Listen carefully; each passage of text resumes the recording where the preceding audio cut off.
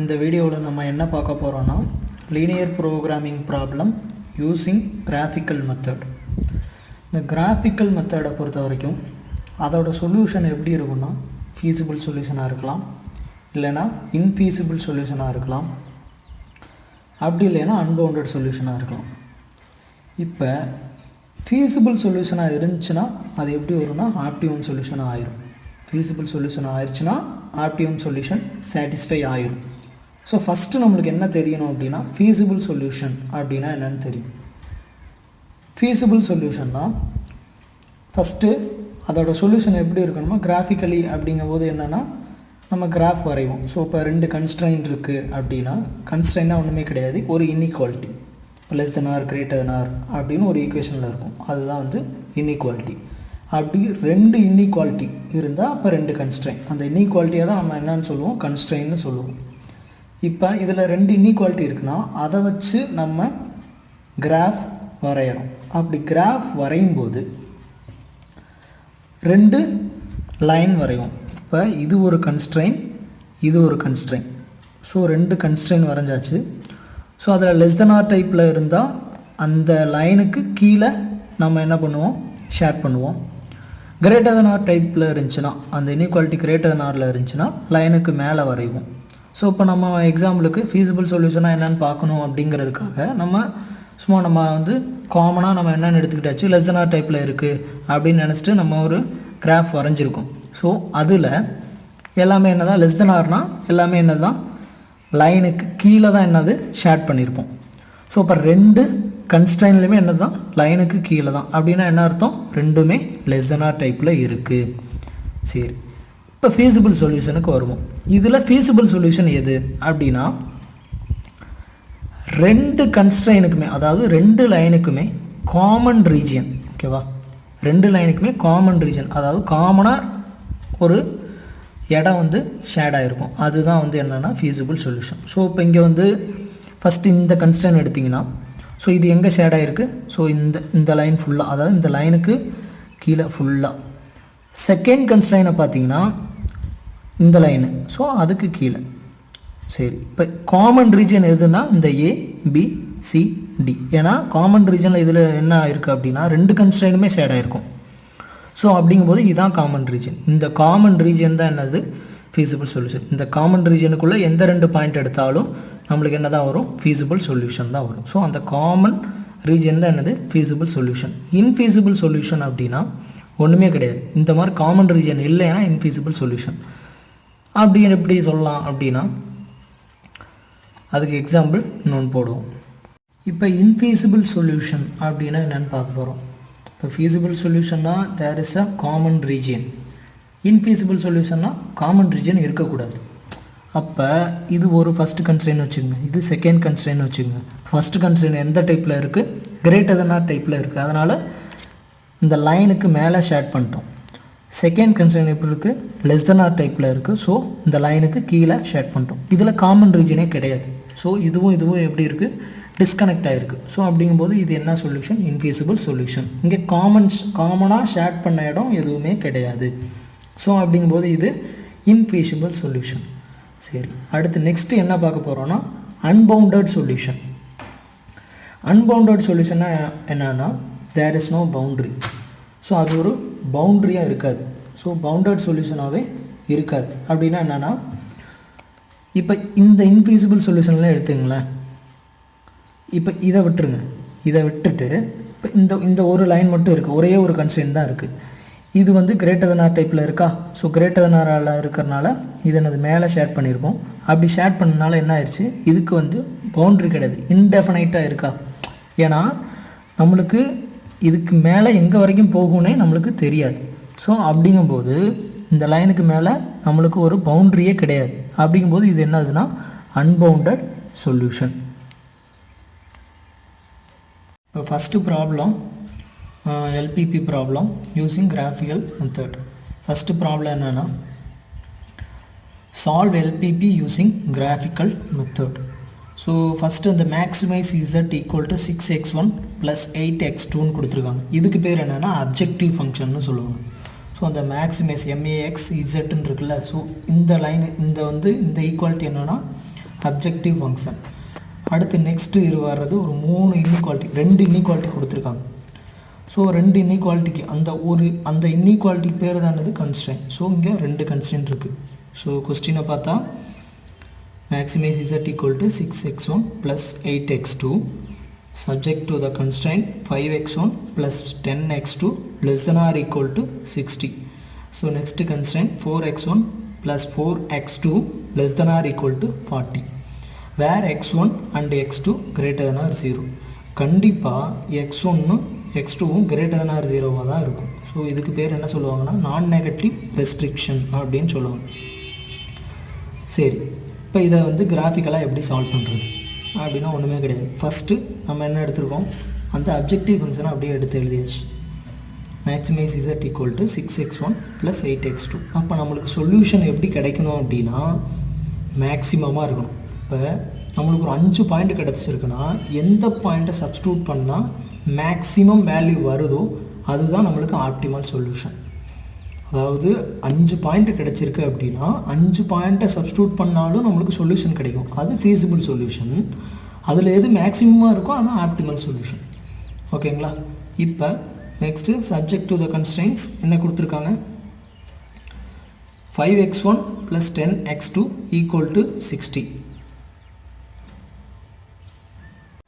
So சொல்யூஷனில் subject to the கன்ஸ்ட்ரெயினை எப்படி எழுதணும் அப்படின்னா ஈக்குவாலிட்டியாக எழுதிக்கணும். So less than or greater than or எப்படி இருந்தாலும் நம்ம ஈக்குவல் டு போட்டு எழுதிக்கணும். ஸோ என்ன வரும், 5x1 plus 10x2 equal to 60.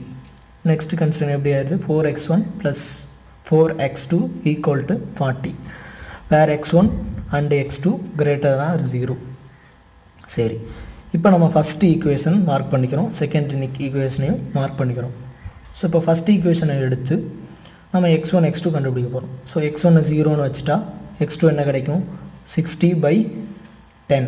So answer x2 equal to 6. அதாவது இங்கே ஃபஸ்ட்டு ஈக்குவேஷனுக்கு x1 0ன்னு போட்டால் 0 + 10x2 equal to 16 வருமா. ஸோ x2ஓட வேல்யூ எப்படி கண்டுபிடிப்போம், x2 equal to 60/10 equal to 6. So அடித்தா 6 கிடைக்குது. ஸோ அதே மாட்டோம். ஸோ x1க்கு 0 போட்டோம்னா x2 என்ன கிடைக்குது, 6. ஸோ x1க்கு 0 போட்டால் x2க்கு 6 கிடைக்குதா. x2க்கு 0 போட்டால் அதே ஈக்குவேஷனில் ஃபஸ்ட் ஈக்குவேஷனில் x2க்கு 0 போட்டால் x1 என்ன கிடைக்குது, x2க்கு 0 போட்டால் x2க்கு 0 போட்டுறோம். So 5x1 equal to 60. So 5x1 equal to 60. So x1 என்ன கிடைக்கும், 60/5 equal to 12. ஸோ x2 0 போட்டால் x1 12. ஸோ நம்ம வந்து இதை வந்து பாயிண்ட்டை எழுதும்போது எப்படி எழுதணும்னா ஃபஸ்ட்டு x1ஓட வேல்யூ தான் ஃபஸ்ட்டு எழுதணும். ஸோ 0, x2ஓட வேல்யூ 6. ஸோ 6. அதே மட்டும் இங்கே வரும்போது ஃபஸ்ட்டு x1ஓட வேல்யூ தான் எழுதணும். அப்போ இது என்னது 12, அடுத்து x2 என்னது 0. சரி, நெக்ஸ்ட்டு ஈக்குவேஷன் 2 எடுத்துகிட்டு இதே மாட்டோம் x1 0 போட்டோம்னா x2 10ன்னு கிடைக்கும். ஸோ இங்கே x1 0 போட்டோம்னா 4x2 equal to 14 வரும்.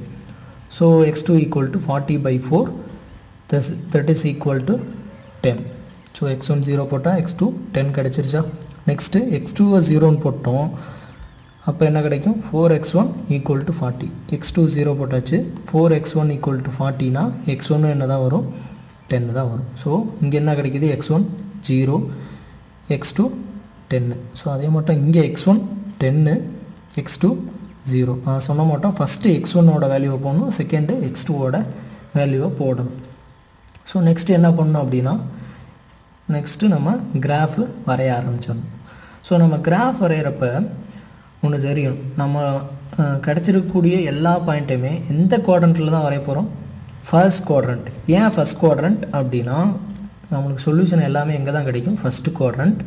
அதே மட்டும் இங்கே கிடச்சிருக்கக்கூடிய பாயிண்ட் எல்லாமே எப்படி தான் கிடச்சிருக்கு, ஃபஸ்ட்டு குவாட்ரண்ட்டு தான். ஸோ இங்கே கிடச்சிருக்கக்கூடிய எல்லாமே பாசிட்டிவ் வேல்யூ தான். இப்போ 2 எக்ஸ் ஆக்சிஸ், இங்கே x1 axis and x2 axis 2 axis இருக்கா.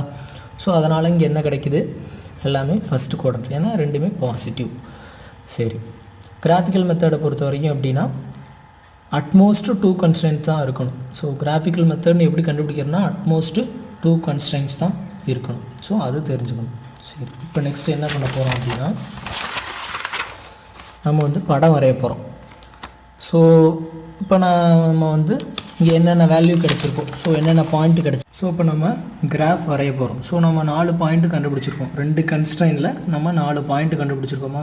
ஸோ அதை ஏ பாயிண்ட் என்னது 0,6, பின்னு ஒரு பாயிண்ட்டு சொல்லிக்கிறேன் 12,0, சிங்கிற பாயிண்ட்டு 0,10, டிங்கிறது 10,0. ஸோ இதை என்ன பண்ணுறோம், நம்ம இதில் பிளாட் பண்ணுறோம்.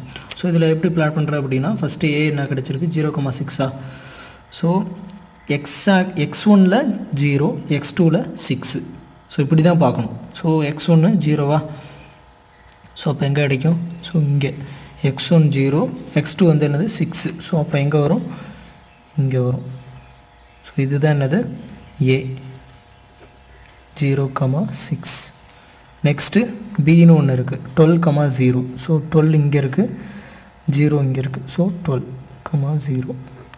ஸோ இது என்னது, இது ரெண்டும் இந்த ரெண்டும் என்ன இதில் கிடச்சிது அப்படின்னா ஃபஸ்ட்டு கன்ஸ்ட்ரெயினில் கிடச்சிது. இது ரெண்டும் செகண்ட் கன்ஸ்ட்ரெயினை வச்சு கண்டுபிடிச்சோம். அது ரொம்ப முக்கியம். ஸோ இப்போ இங்கே ஒரு பாயிண்ட் கிடச்சிருக்கு, இங்கே ஒரு பாயிண்ட் கிடச்சிருக்கா. ஸோ அதை ரெண்டையும் கனெக்ட் பண்ணி ஒரு லைனை வரைஞ்சிடலாம்.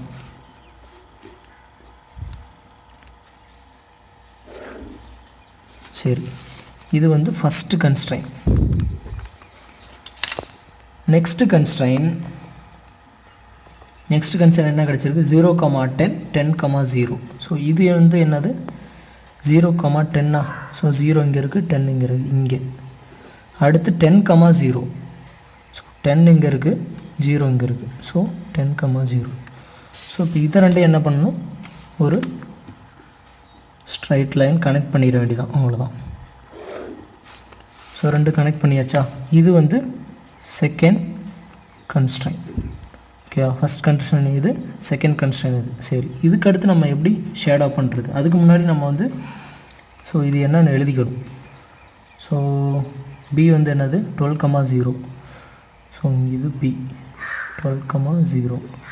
சி வந்து 0,10. ஸோ 0,10. ஸோ இதான் சி. டி வந்து 10,0. ஸோ 10,0. இது வந்து டி. ஓகே, இப்போ நம்ம எப்படி ஷேட் பண்ணுறது. ஸோ இப்போ காமன் ரீஜன் கண்டுபிடிச்சா தான் ஃபீஸிபிள் சொல்யூஷன். சரி, இதை எப்படி ஷேட் பண்ணுறது அப்படின்னா திருப்பி நம்ம கொஸ்டினை பார்க்கணும். ஸோ நம்ம கொஸ்டினில் என்ன போட்டிருக்காங்க அப்படிங்கிறத பார்த்துட்டோம்னா ஆன்சர் தெரிஞ்சிடும். நம்ம கொஸ்டின் லெஸ் தென் ஆர் டைப்பாக இல்லை கிரேட்டர் தென் ஆர் டைப்பாக, 2 கன்ஸ்ட்ரெயினுமே லெஸ் தென் ஆராக இருக்கா இல்லை கிரேட்டர் தென் ஆராக இருக்கா இல்லை மாறி இருக்கா, less than or greater than or அப்படி மாறி இருக்கான்னு நம்ம செக் பண்ணணும். ஸோ நம்ம கொடுத்துருக்கக்கூடிய கிவன் ப்ராப்ளம் எப்படி இருக்குது அப்படின்னா ரெண்டுமே லெஸ் தென் ஆர் டைப், இதுவும் லெஸ் தென் ஆர் டைப், இதுவும் less than or type. So அப்போ நம்ம ஷேடோ பண்ணுறது எங்கே பண்ணணும் அப்படின்னா அந்த லைனுக்கு, ஸோ அந்த கன்ஸ்ட்ரெயினோட லைனுக்கு கீழே ஷேட் பண்ணணும். ஸோ அவ்வளோதான். ஸோ அந்த கன்ஸ்ட்ரெயின் எங்கே கிடச்சிருக்கு, ஸோ இது ஃபஸ்ட்டு கன்ஸ்ட்ரெயினா. ஸோ இந்த லைனுக்கு கீழே ஷேட் பண்ணணும். ஸோ அப்போ எங்கே வரும் கரெக்டாக, ஸோ இந்த லைன், ஸோ இந்த ரீஜனை தான் நம்ம ஷேட் பண்ணணும். ஏன்னா லெஸ் தென் ஆர் டைப், அதனால் ஷேட் பண்ணுறது அந்த லைனுக்கு கீழே தான் பண்ணணும். நெக்ஸ்ட்டு அடுத்த கன்ஸ்ட்ரெயின் எப்படி இருக்குது, அதுவும் லெஸ் தென் ஆர் டைப் தான். ஸோ இந்த லைன் வந்து செகண்ட் கன்ஸ்ட்ரெயின், அப்போ இதுக்கும் கீழே தான் ஷேட் பண்ணணும், ஏன்னா less than or type. So இப்படி ஷேட் பண்ணுறப்ப நம்மளுக்கு காமனாக 2 ஷேடுமே ஒரே ரீஜன் உள்ள மாட்டம் இடம் எங்கே இருக்குது அப்படின்னு பார்க்கணும். ஸோ அப்படி எங்கே இருக்குது அப்படின்னு பார்த்தீங்கன்னா ஸோ இங்கே தான். அப்படி எங்கே இருக்குது அப்படின்னு பார்க்கணும். ஸோ அது எங்கே இருக்குது அப்படின்னா காமன் ரீஜன், அதுக்கு பேர் தான் காமன் ரீஜன். அப்போ ஏ டி இதை வந்து ஈன்னு வச்சுக்கோங்க. ஓகேவா, இந்த பாயிண்ட்டை ஈன்னு வச்சுக்கோங்க, நம்மளாம் வச்சுக்கிறது தான், ஒன்றும் பிரச்சனை கிடையாது. அது கண்டுபிடிக்கணும். ஏஇடி இது வந்து ஓன்னு வச்சுக்கோங்க, 0,0 இது தெரியும். இப்போ நம்ம என்ன கண்டுபிடிக்கணும், இந்த ஈயை கண்டுபிடிக்கணும். ஸோ இப்போ இந்த ரீஜன் தான் என்னது காமன் ரீஜன். ஸோ இதுக்குள்ளே எந்த 2 பாயிண்ட் எடுத்து சப்ஸ்டியூட் பண்ணாலும் நம்மளுக்கு என்ன சாட்டிஸ்ஃபை ஆகும், ஃபீஸிபிள் சொல்யூஷன்னு சாட்டிஸ்ஃபை ஆகும். ஸோ இதான் என்னது ஃபீஸிபிள் ரீஜியன். இதுக்குள்ளே இருக்கிறது எல்லாமே என்ன தான் ஃபீஸிபிள் சொல்யூஷன். ஸோ ஃபீஸிபிள் ரீஜியன்னா என்னென்னா collection of all feasible solutions. So அதான் சரி. நெக்ஸ்ட்டு நம்ம என்ன கண்டுபிடிக்கணும்னா ஈங்கிற பாயிண்ட்டு என்னன்னு நம்மளுக்கு தெரியாது. ஸோ இந்த ஈங்கிற பாயிண்ட்டு எதை டிபெண்ட் பண்ணியிருக்கு, இந்த ரெண்டு கன்ஸ்ட்ரைன் டிபெண்ட் பண்ணியிருக்கு. ஸோ அப்போ அந்த ரெண்டு கன்ஸ்ட்ரைனோட ஈக்குவேஷனை எடுத்து எழுதுகிறோம். ஸோ அந்த கன்ஸ்ட்ரைனோட ஈக்குவேஷன் என்ன, ஃபஸ்ட் ஈக்குவேஷன் என்னது 5x1 + 10x2 = 60. ஸோ இங்கே இருக்கிறது. So 5x1 + 10x2 = 60. Second constrain 4x1 + 4x2 = 40. So இப்போ இந்த ரெண்டு கன்ஸ்ட்ரைன் கிடச்சிருக்கு. இதிலேருந்து என்ன கண்டுபிடிக்கணும் அப்படின்னா ஃபஸ்ட்டு x1 இல்லைன்னா x2 ரெண்டு ஈக்குவேஷனை எடுத்து ஒரு வேரியபிளை எலிமினேட் பண்ணி இன்னொரு வேரியபிளை கண்டுபிடிக்கணும். ஸோ அப்படி கண்டுபிடிச்சி வர்ற ஆன்சர் தான் என்னது x1 அண்டு x2. ஸோ அதை கண்டுபிடிக்கணும். ஸோ ஃபஸ்ட் ஈக்குவேஷன் என்ன இருக்குது, 5x1 + 10x2 = 16 இருக்கா. செகண்ட் ஈக்குவேஷன் 4x1 + 4x2 = 14 இருக்குது. இதில் நம்ம கேன்சல் பண்ண முடியாது. ஸோ x2ஐயோ x1ஐயோ ஸ்ட்ரைட்டாக கேன்சல் பண்ண முடியாது. ஸோ அப்போ என்ன பண்ணுறோம், ஃபஸ்ட் ஈக்குவேஷனை எதால் மல்டிபிள் பண்ணுறோன்னா 2ஆல் மல்டிபிள் பண்ணிக்கிறோம். ஸோ ஃபஸ்ட் ஈக்குவேஷனை 2ஆல் மல்டிபிள் பண்ணுறோம். மல்டிபிள் பண்ணுறப்ப என்ன கிடைக்கும், so 5 2s are 10x1 + 20x2 =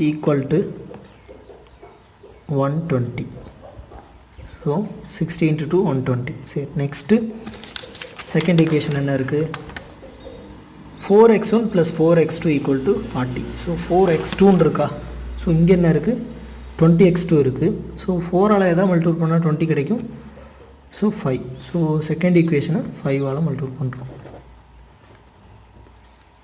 so multiple பண்ணும்போது என்ன கிடைக்கும், so 4x1 20, 4 × 5 20x1 + 20x2 = 200. So 200 கிடச்சிருச்சா, ஏன்னா இங்கே 40 இருந்தது. ஸோ 40 × 5 200. சரி, நெக்ஸ்ட்டு இது ரெண்டில் எதை எலிமினேட் பண்ணலான்னா ஸோ சைனை சேஞ்ச் பண்ணிக்கிறோம், சப்ராக்ட் பண்ணுறோம். சைனை சேஞ்ச் பண்ணும்போது இந்த 20யும் இந்த 20யும் கேன்சல் ஆகிரும். ஸோ மிச்சம் என்ன கிடைக்கும், -10x1 = -80. ஸோ x1 என்ன கிடைக்கும், 80/10 = 8. ஸோ x1 என்ன கிடச்சிருச்சு, 8ன்னு கிடச்சிருச்சு. நெக்ஸ்ட்டு x1 எடுத்து ஃபஸ்ட் ஈக்குவேஷனில் சப்ஸ்டியூட் பண்ணுறோம். இன் equation 1 becomes, so x1 = 8. So 5x1 + 10x2 = 60. So 5 × x1 பதிலாக என்ன போட போகிறோம், 8 போட போகிறோம், plus 10x2. So 10x2 = 60. So இதிலேருந்து 5 8s are 40 plus 10x2 = 60. So இதோட ஆன்சர் என்ன, 10x2 = 60 - 40 20. So x2 = 2. ஸோ இப்போ நம்ம சியோட பாயிண்ட்டு கண்டுபிடிச்சாச்சு. என்ன அப்படின்னா சியோட பாயிண்ட் என்ன, ஈயோட பாயிண்ட் என்ன, ஃபஸ்ட்டு x1 என்ன 8. ஸோ x1 8, x2 வந்து 2. ஸோ இப்போ ஈயோட பாயிண்ட்டு கண்டுபிடிச்சாச்சு. இப்போ நெக்ஸ்ட்டு என்ன பண்ணோம் அப்படின்னா நம்ம அப்ஜெக்டிவ் ஃபங்க்ஷனில் மேக்ஸிமைஸ் z = என்ன கொடுத்துருக்காங்கன்னு பார்க்கணும். So maximise z = 6x1 + 8x2. So இப்போ நம்ம காமன் ரீஜன் எது, ஸோ ஏ இ, அடுத்து என்ன கிடச்சிருக்கு, ஏ கிடச்சிருக்கு, இ கிடச்சிருக்கு, டி வரும், அடுத்து ஓ. ஸோ இப்போ இந்த 4 தான் கிடைக்கும். ஸோ இதை வந்து அப்ஜெக்டிவ் ஃபங்க்ஷனில் சப்ஸ்டியூட் பண்ணி எது மேக்ஸிமமாக வேல்யூ கிடைக்குதோ அதுதான் என்னது ஆப்டிமம் சொல்யூஷன். ஸோ எது கிடைக்கும்னு பார்க்கலாம். ஓகே, நம்மளுக்கு அந்த கிராஃபில் கிடைச்ச வேல்யூஸ் என்ன, காமன் ரீஜனில் கிடைச்ச பாயிண்ட்ஸ் A 0,6, E வந்து 8,2, D வந்து 10,0, O வந்து 0,0. இப்போ இதை எதில் சப்ஸ்டியூட் பண்ண போகிறோம்? மேக்ஸிமைஸ் இசட், அதாவது அப்ஜெக்டிவ் ஃபங்க்ஷனில் சப்ஸ்டியூட் பண்ணி எது மேக்ஸிமமாக வருதோ அதுதான் என்னது ஆப்டிமம் சொல்யூஷன். ஸோ அப்போ என்ன வரும் அப்படின்னு பார்த்தா ஃபஸ்ட்டு ஏவை சப்ஸ்டியூட் பண்ணுறோம். So A of 0,6 equal to என்ன கிடைக்கும்? ஸோ மேக்ஸிமைஸ் இசட்டா 0,6ன்னு சப்ஸ்டியூட் பண்ணும்போது maximise Z equal to, so இதில் x1 என்ன 0, so 6 into 0 plus 8 into 6, so that is equal to 48. Next ஈன்னு ஒரு பாயிண்ட் கிடச்சிருக்கு, என்னது 8,2. ஸோ இதில் சப்ஸ்டியூட் பண்ணும்போது என்ன கிடைக்கும்? 8,2ங்கும்போது maximise Z equal to 6 into 8 plus 8 into 2 equal to, so 48 plus 16. So 48 plus 16 என்ன கிடைக்கும்? 64. So next என்ன Dங்கிறது என்னது 10,0. So D equal to 10,0. So equal to வராது, D of 10,0. So maximise Z என்ன கிடைக்கும்?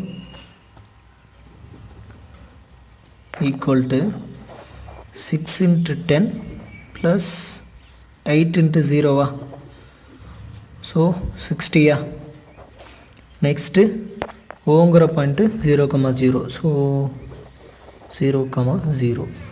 ஸோ மேக்ஸிமைஸ் இசட் என்னாக தான் கிடைக்கும்? 6 into 0 plus 8 into 0, so that is equal to 0. So இப்போ நம்மளுக்கு கிடச்சிருக்கக்கூடிய வேல்யூஸ் எத்தனை? So AEDO.